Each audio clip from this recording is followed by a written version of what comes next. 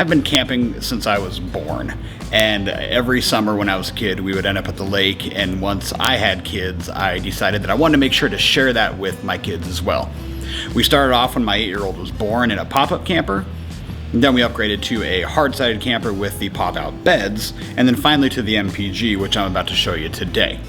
Through the years of camping and RVing with travel trailers, I've learned a lot of neat little tips and tricks, and I'm going to share those with you today. On today's episode, I'm going to show you time savers, quick little hacks, and great things that you can do to enhance your camping experience if you're new to the RV, fifth wheel, or travel trailer game. So stay tuned, get some notes, and don't burn the house down.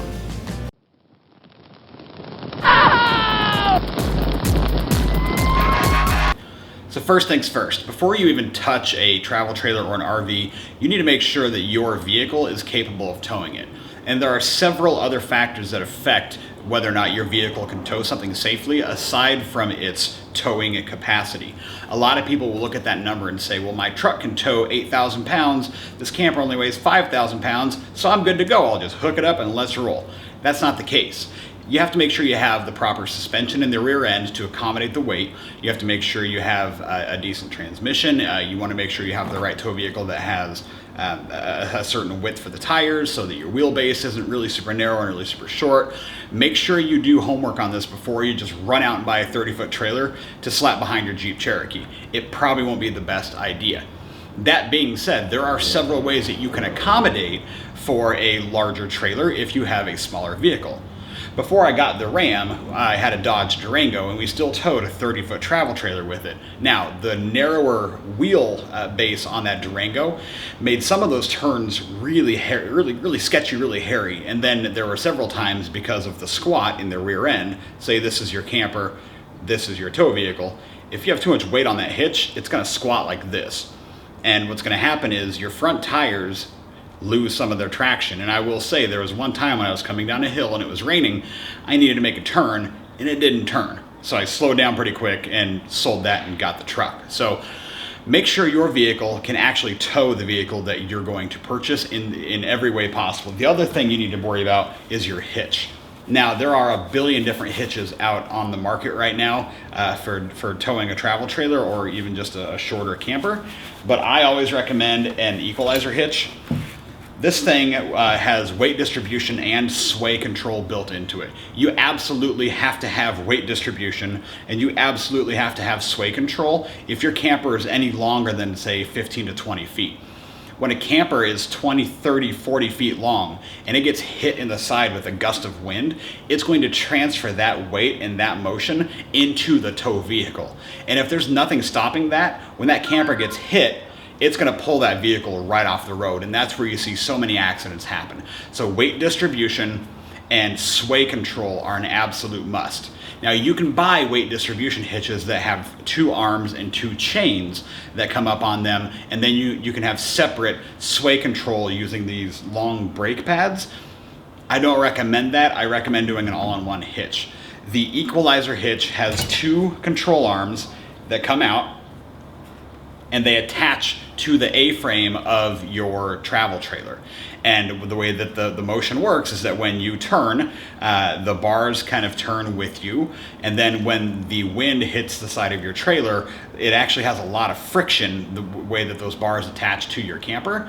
And when they are sitting on there, it actually makes it so that it won't move. So there's a lot of friction anytime you go to turn a corner, and you're gonna hear it squeal and grind, and that's okay, because that amount of friction is what keeps that vehicle behind you if you get hit with a giant gust of wind. So first 2 things, get the proper hitch and make sure you have a proper vehicle to tow your travel trailer. While we're talking about your tow vehicle, let's talk about your mirrors as well. The mirrors on my Ram truck are not quite wide enough to see around my travel trailer. I can see kind of beside it, but I cannot see anywhere beyond about the first 10 feet of it, simply because my travel trailer is 8 feet wide. These mirrors come out about 7 feet. So always recommend that you have extended mirrors on your vehicle. I've had mirrors that suction cup onto this mirror and then they extend out. They always fell off. So this is what I have found. These are snap-on extended mirrors, and they make them for most of the popular F-150s, Silverados, Ram trucks. If you can name a popular truck, they likely have this to fit. And I'll leave the affiliate links for this and everything else in the description below. But these are great. They literally go over your existing mirror. They snap on, and that's it. They are as sturdy as your mirror is, and you can adjust them independently. This becomes your long mirror. So this is what you can adjust so you can see literally all the way down the side of your travel trailer. So make sure you have the proper towing mirrors on your vehicle. The last thing you really need to have to ensure that you are towing your vehicle safely is a backup camera. Now, unfortunately, when you look out the side mirrors, even with your extended mirrors, you cannot see what's behind you. And your rear view mirror is literally just a giant trailer. You can't see anything. This can make it dangerous for passing situations. This can make it dangerous in several different situations. Most newer travel trailers have a plate on the back where you can easily install a Furrion backup camera. These are pre-wired into the RV, and all you have to do is take the plate off, connect 2 little wires, and screw the thing in, and you're done. It's as easy as that. And even if they don't have that existing mounting bracket, all you have to do is remove the top clearance light on the back of your RV, and they will plug right into the wires that are there. It's a very easy swap. I did that on my parents' travel trailer, and they did not have the pre-wiring, and I was done in half an hour. It's not very hard to do at all. That being said, when you look at the backup camera, you will see right there. That's what it looks like. So that is looking out the back of the trailer, and it's hard to figure out what you're actually seeing here because this is my garage door and that's the eave of my house. But it does give you markers on the screen here to show you kind of how close you are to what's behind you, and then you can angle that camera up or you can angle it down if you want to see closer behind you or further behind you. But I use it just like a rear view mirror when I'm driving down the road. So instead of looking at my rear view, I'm looking at my camera view, and I can see who's back there. So what I'll do is I'll check my right mirror, I'll check my left mirror, and I'll check the camera. And if they're all clear, I know that I can merge, or I know that I can pass, or I can do whatever it is that I need to do. But without having that backup camera, I have no idea if there's somebody coming up behind me and looking to overtake really quickly. So this is an absolute must. Okay, so you've got there safely, your travel trailer didn't wreck on the way, congratulations. Now, you're pulling into the campground and you see a water fill station. What does that mean? Well, your RV is gonna have some water tanks. It's got a black tank, which is where your toilet goes. It's got a gray tank, which is where your sink and your shower water goes. And then it's got a freshwater tank, and that is where all of your fresh water is stored. First things first, you have to make sure that you have separate hoses for the separate jobs that you're going to do. I keep a white hose for fresh drinking water, and I keep just a green hose, and this is my flush hose.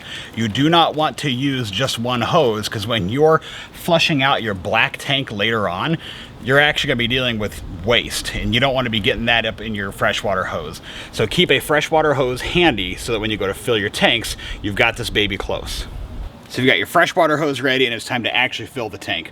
Hook this up to your clean fresh water connection at the campground. Do not use the one that says non-potable water. Then you're gonna have a nozzle that you put the hose in and you turn it on. That is going to fill your gray tank. Now here's one thing that a lot of people do. In your RV, you're also going to have a water heater. Your water heater is probably just like this one, which is 6 gallons. This is a 6-gallon propane and electric hybrid water heater. It'll run on either propane or it'll run on electric if you're plugged in at the campground. This thing's great, but it takes 6 gallons of water to fill. And what I see people do all the time is they will fill up their freshwater tank and then they'll go to their camping spot. They'll get there, they'll turn on their water pump, they'll turn on their water heater, and it takes 6 gallons of water out of your fresh tank to fill this tank. If you only have a 30, 36, or 42 gallon freshwater tank, you may have taken 1/5 or 1/6 of that just for your initial fill right here, and you may run out of water sooner than you'd like. So to get around this, what I do is once this is full, it'll start spitting water out. You pull out your fresh water, you close it, And then you immediately come to the city water connection. This is where, if you have always on water at your campsite, you would just hook up into the city water connection and completely bypass that freshwater holding tank. So I've secured the connection between my white hose and the city water connection. Then what you do is you turn the water back on and you open the relief valve in your hot water heater. What this is doing is it's bypassing that freshwater tank entirely and only using the piping inside the RV. And if you open this valve up, it's going to release all of the air coming out of this hot water tank, and it's going to allow this to fill the hot water tank. So it takes maybe a minute or two, but as soon as this relief valve starts spitting water out, then what you're gonna do is just shut this off and shut your water off. Let me go ahead and turn this on to demonstrate what that looks like. This has been running for about a minute. You can hear the air escaping from the relief valve up here. I'm just leaving it open. There we go. Now that the water's spitting out the top here, you know that the tank is full. You close that, and you've just saved yourself 6 gallons of water in your freshwater tank. But that is not it. We're still gonna leave this connected because we have one more thing inside to do, and I'll show you what that is. So with the water still hooked up outside, you're gonna run into your travel trailer really quick and get into your bathroom. I have to pull my slide out just a tiny bit to make this happen, but again, this will save you a couple of gallons on your freshwater tank. With the city water hooked up, come in here and just hold the toilet valve down and flush your toilet. What you're gonna do is you're gonna pre-fill that black tank with a little bit of fresh water that you can add your chemical to as soon as you get to the campsite, or now even. If you take this out of your freshwater tank, it's gonna cost you a good couple of gallons as well. So pre-fill your black tank just by about an inch of water and then add your chemical to it. So why do I want to fill my black tank? Isn't that just taking up extra space when I should be putting a bunch of poop and pee down there? Great question. I'm so glad you asked. Your black tank is just a holding tank, and it sits at a slight angle towards the dump valve, okay? Now imagine your black tank is sitting like this, but your toilet is right here. If you're dropping poop, pee, toilet paper into this hole, but you don't have any liquid here, it's going to build up right here. And this is going to make what we in the business call a poop pyramid. You will literally look down into your toilet and you will see a pile of growing toilet paper and poop and really disgusting stuff. Not to mention, if that's not submerged in liquid, it's going to stink like crazy. Your only option is to make sure that the first thing you put into that tank isn't something solid, but rather something liquid. As you add water to that black tank, you need to get to the point where you've got at least an inch to maybe an inch and a half or 2 inches directly underneath your toilet. This is then when you add your chemicals. Now, chemicals. There's a million of them on the market. I don't care what kind of chemical you get, but do not ever buy, and I mean ever buy, the drop-in chemical packs. They look like Tide Pods, or maybe they look like something you throw in your dishwasher. They promise that they'll dissolve in your tank and they'll do wonderful things and they'll work, yada yada yada. The chemicals in this or any other black tank chemical, they're gonna be the same. It's gonna do the same thing. Measure this out, pour this in the water. Now why? Well, I've owned several campers with bathrooms, and we use our bathrooms. We poop in them, we pee in them, we shower in them. We use them to their fullest extent. Every single time I've ever dropped in one of those packs and expected it to dissolve magically, it didn't. It would stick, punk, right underneath the toilet and slowly start to dissolve. Now, unfortunately, it didn't dissolve faster than the stuff that it was supposed to be dissolving as it was dropping in as well. Not to mention, if you look directly down into my toilet, you're gonna see the remains of probably 10 of those little packs. I have sprayed them, I have scrubbed them, I've done everything I could. They don't come off. They literally fall down there and they stick. Now, eventually they do break apart, but then they're not circulating in your system.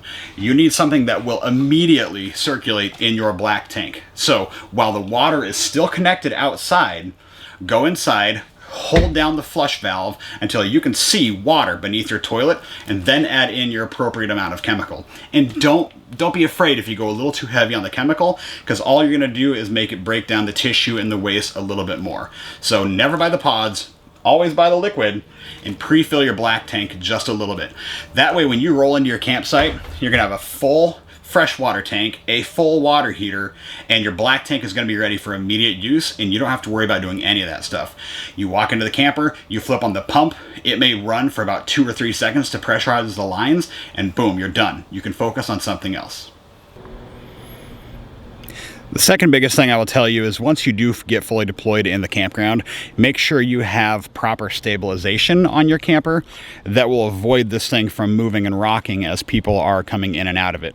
I have a full video detailing my setup here with the JT Strong Arms as well as the A-frame stabilizers, and I'll put that link right up above, probably about right now, as well as at the end of the video. But make sure you have proper stabilization on your rig so that when you get it fully deployed, you're not rocking around every time somebody happens to move inside that camper. Let's talk about your refrigerator for a minute. So most newer travel trailers will have a dual purpose fridge. It will have a freezer on the top, a refrigerator on the bottom, and it will run on either liquid propane or it will run on electricity. Your button here, the on-off button, controls the whole thing. Next to that, you probably have a button that says up for gas. This light right here, I don't know if you can read that, says auto, and this one says check.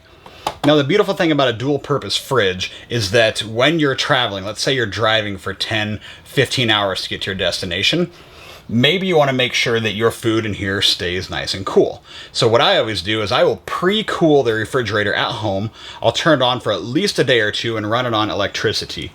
Then, as soon as we're getting ready to pull out, I'll make sure the propane is turned on, and then I'll let the fridge kick over to gas. This will still run while we're going down the road, and it will keep the stuff in the fridge cool. Now, the one caveat to this is you have to make sure that you are relatively level, if not just a slight bit off level when you're towing your vehicle.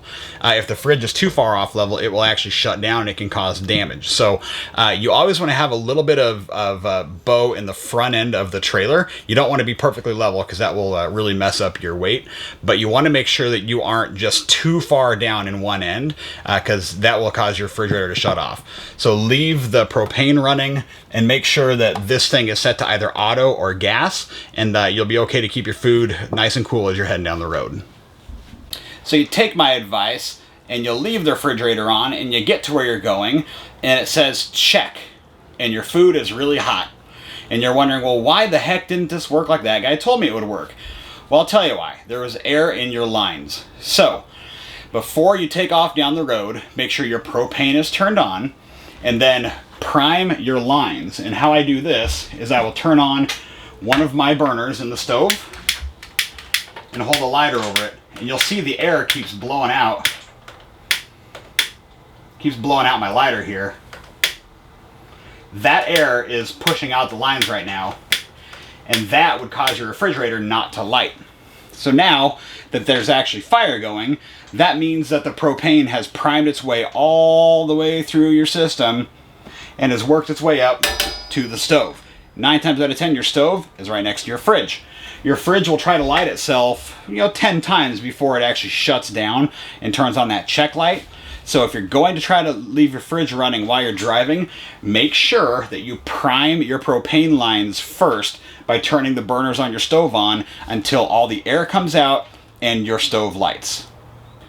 While we're talking about things that you can upgrade in a travel trailer, the one I had before this was actually a pretty recent model, and it still had incandescent light bulbs in it. If you can, open up your light bulb cover and see if you have LED or incandescent. This newer one that we have is LED all the way throughout the entire travel trailer, which is terrific. If you have incandescent bulbs, buy LEDs for it.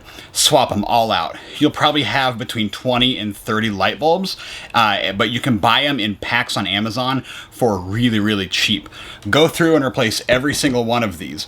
If you ever find yourself in a situation where you're running off the battery power in your trailer, or if you're running off its generator, you're going to pull dramatically less amps running off of LED lights versus standard incandescent lights. So go through your entire trailer, check and see if their LEDs are incandescents. If they are incandescents, swap them out to LEDs, and I promise you, you will notice a difference. So the time has come for you to pack up for your trip and head home. Now, you've got a black tank full of gunk, and whether you use it to poop or whether you use it to pee or whether you do anything with that tank, you gotta get it clean. Now, a lot of folks make a rule, no toilet paper in the black tank. That way they can pull up to a dump station, quickly dump, and be gone. And that's fine. If you want to live that way, that's your choice. A lot of people do that. I don't. Like I said, I travel with 2 young girls. We have to make sure that bathroom functions, which means you're pooping and you're peeing in there. There are usually flush ports on the side of your travel trailer that you can hook up a hose to.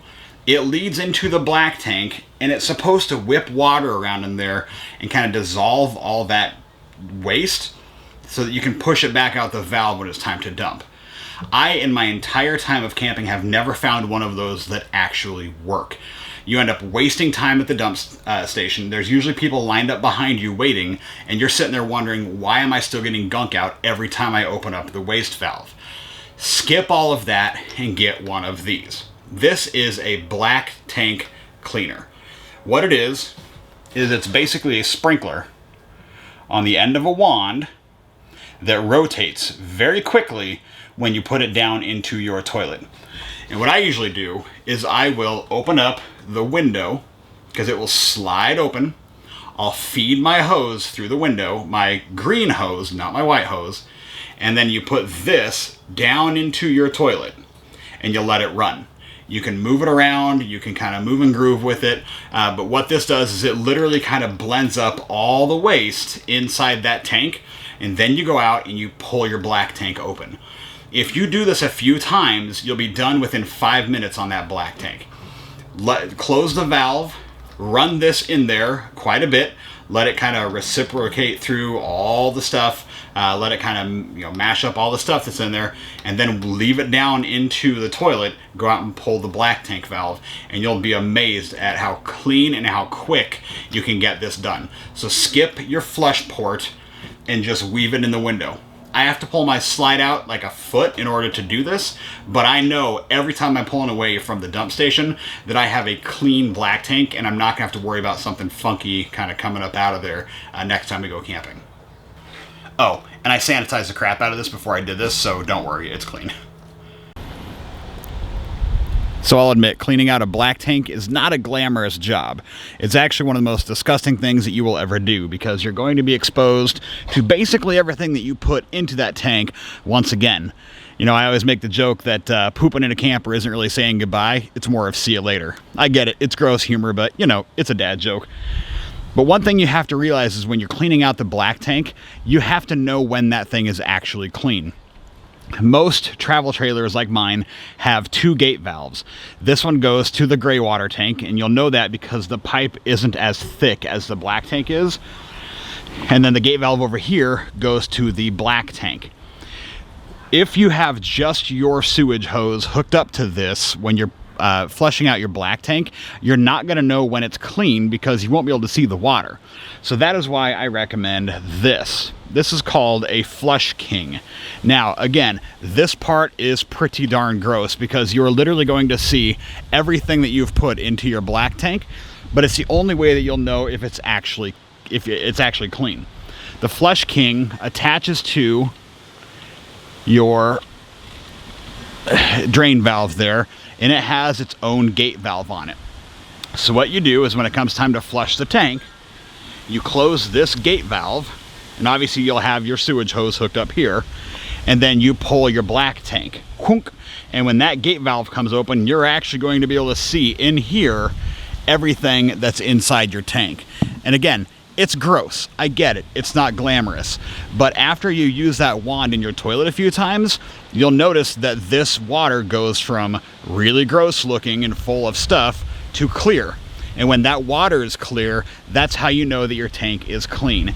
If you don't have any way to see this, you will never know if that tank is clean and you're just going to be guessing. So if you can get anything for your travel trailer, I would recommend this Flush King along with that wand. This is actually designed so that you can hook a hose up into here and that it'll backfeed water up into your black tank. But again, this doesn't get all the stuff that might be piled up inside of there. I do like this part for flushing out the gray tank. What I'll do is I'll shut the black valve, shut this valve, and then hook the hose up to here and just backfeed water in through the gray tank, and that'll flush that out because there's usually no solids in there. But for the black tank, the Flush King is an absolute must. You have to know when that tank is clean or you'll never actually get it clean. So that's it for now. That is my list of some tips and tricks that I've learned over the years that I've spent out camping. Now, I know I'm going to think of more as I go out on my next trip and the next trip and the next trip, so I will be sure to include those in future videos. And also, if you have some tips and tricks that you do while you're out camping, please feel free to drop them in the comments below. I love having chats with people about the content of my videos or anything related to them or anything that you think might be interesting as well. Let's chat about it, so drop me a comment below. Otherwise, thank you guys for watching, and please don't forget to like and subscribe. Have a great day.